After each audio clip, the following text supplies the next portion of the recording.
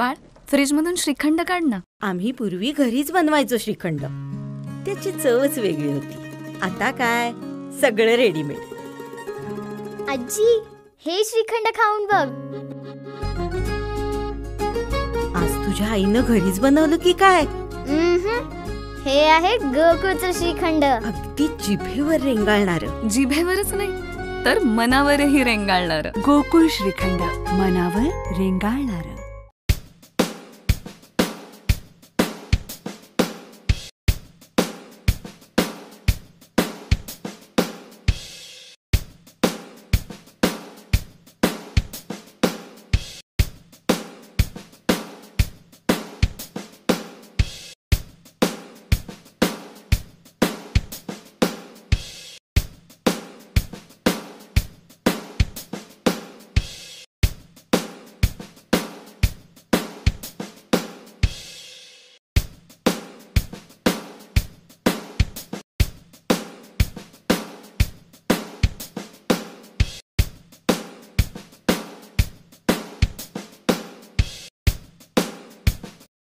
निसर्ग अंकुर संस्थेच्या मार्गदर्शनाखाली NGO Compassion 24 Kolhapur We Care यांच्या माध्यमातून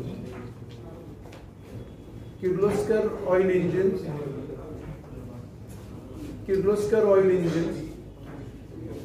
इको स्वास्थ्य संस्था, सार्थ संस्था, gardens club of Kolhapur, Manjiri Kapdekar classes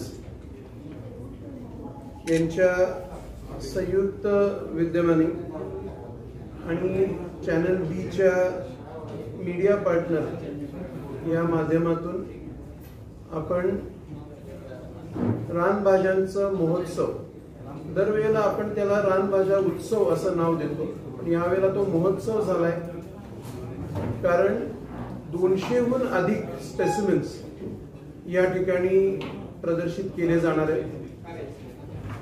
यामध्ये बियाणांचं प्रदर्शन, रोपांचं प्रदर्शन व विक्री, भाज्यांची विक्री, पाककृती स्पर्धा आणि सगळ्यात महत्वाचं म्हणजे याच्यामध्ये ऍडिशन झालेलं आहे सेंद्रिय उत्पादनांचं प्रदर्शन. Let's get back to our roots.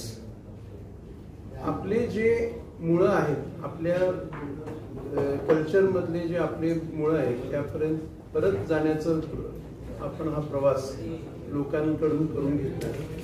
जे आपल्या वडीलधाऱ्यांनी, आपल्या पूर्वजांनी जे खाऊन आपण म्हणतो की जे 100 वर्ष जगले, 90 वर्ष जगले, 80 वर्ष जगले, असं जे आपण आणि ठणठणीत होते, त्यांच्या रोजच्या आहारामध्ये जे महत्वाचे घटक होते ते सर्वांना माहिती व्हावेत आणि सर्वांच्या आहारामध्ये ते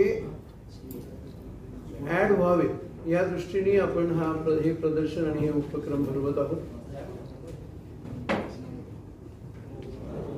माझं आणि आमच्या सगळ्या संस्थांचं सर्व नागरिकांना आव्हान आहे की त्यांनी इथे यावं, पाहावं, अनुभवावं आणि इथे जे माहिती सगळी प्रत्येक रानभाज्यांबद्दल, सगळ्या सेंद्रिय उत्पादनांबद्दल आपण जी दिलेली आहे त्याचं जास्तीत जास्त अभ्यासपूर्वक विश्लेषण करून आपल्या आहारामध्ये, आपल्या दैनंदिन जीवनामध्ये त्याचा कसा उपयोग व्हावा याचा पूर्ण प्रयत्न करावा आणि जास्तीत जास्त लोकांनी या प्रदर्शनाला भेट द्यावी.